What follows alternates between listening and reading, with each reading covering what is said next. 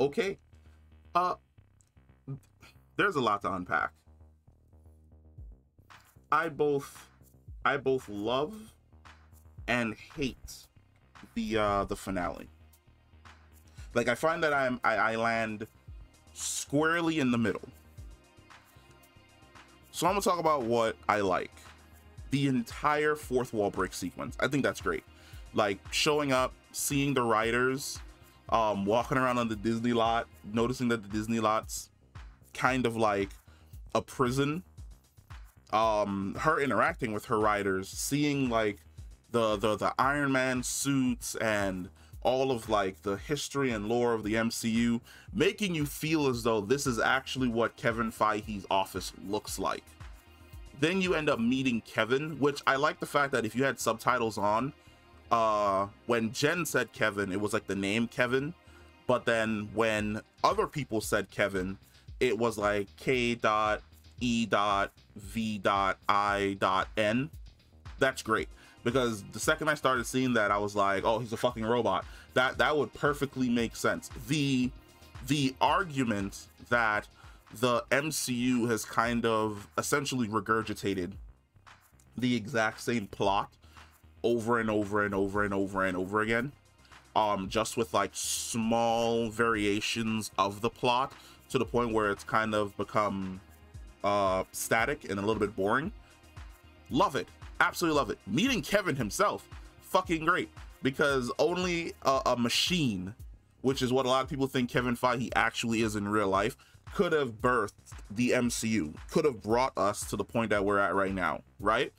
Watching She-Hulk basically go through the timeline of her entire season, talking with Kevin about, you know, what can change, what could happen, where this could go, where that could go. What is that right there? Hello there, toothpaste. I did not expect you, but you are all up on my face. There we go. Technical difficulties over. That's also great. Loved it.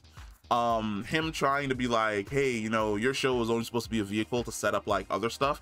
How'd you even get here? We've actually patched the we've patched the exploit that you use to escape your episode, jump down the Disney Plus system. Because I'll tell you right now, when that popped up, I actually thought I hit a button and summoned Disney Plus again, until I realized that it was like a She-Hulk skit.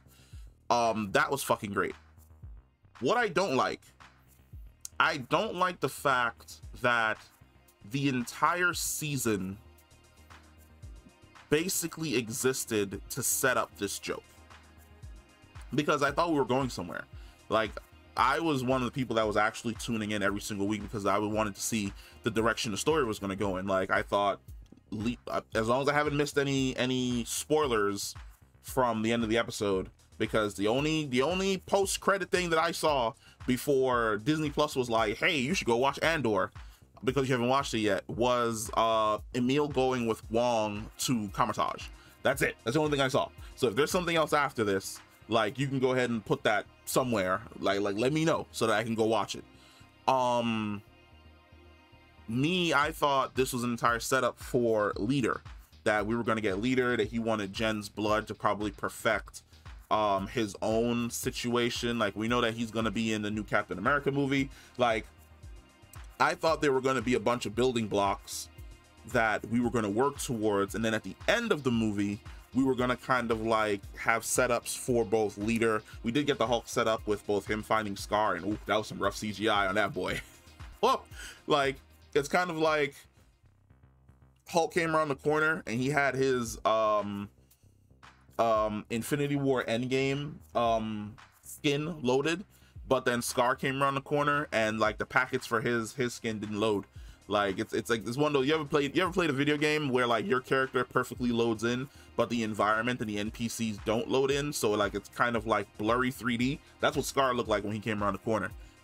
He looks like an angsty version of Bruce, which I kind of like the fact that they chose to go that route with his design instead of making him instantaneously into an adult in his Hulk form and then a child. They kind of just met in the middle. That's fine. I'm okay with that. I'm interested to see where exactly that story is going to go moving forward. But oof, yeah, no. Sacrificing the entire season to set up basically this joke for the fourth wall break, that kind of sucks.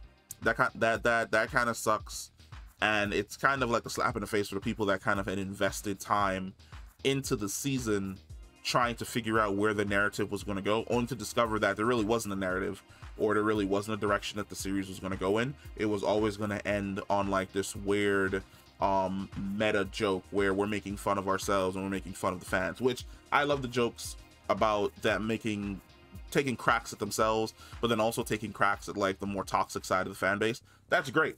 But for somebody who just sat down to like watch the show to try and figure out the plot, discovering that the entire plot really wasn't there from the beginning, and a lot of the criticisms that people had online was intended in order to make this joke, that kind of sucks. That kind of sucks. I'd be interested to see where exactly this goes going forward, especially now that she's essentially, I feel as though season 1 was classic She-Hulk, where she was doing the fourth wall break. I think after season 1, we will be getting less fourth wall break. She'll probably still look at the camera or something along those lines, but we'll be getting less fourth wall break and more legal She-Hulk. At least it seems as though we've transitioned into, I would say, the 2000 run of the character, or yeah, I'd say the 2000s run of the character, where like she was basically popping up for all of the superhero drama, legal bullshit that was going on throughout the entirety of the comics. But yeah, like I said, I'm split. There's a part of me that loves the fourth wall breaking shit, but then there's the more analytical part of me that's like, yeah, this kind of sucks that you sacrificed the entire season to just make this shitty joke. But hey, I already know that this is gonna like split even the people that are a part of this channel, because there are a ton of fucking people that do not like this show, and the fact that the show decided to go down this route is only gonna piss them off more. But you know, I like talking to you cats, so comment down below and I'll catch you in the next one. Peace.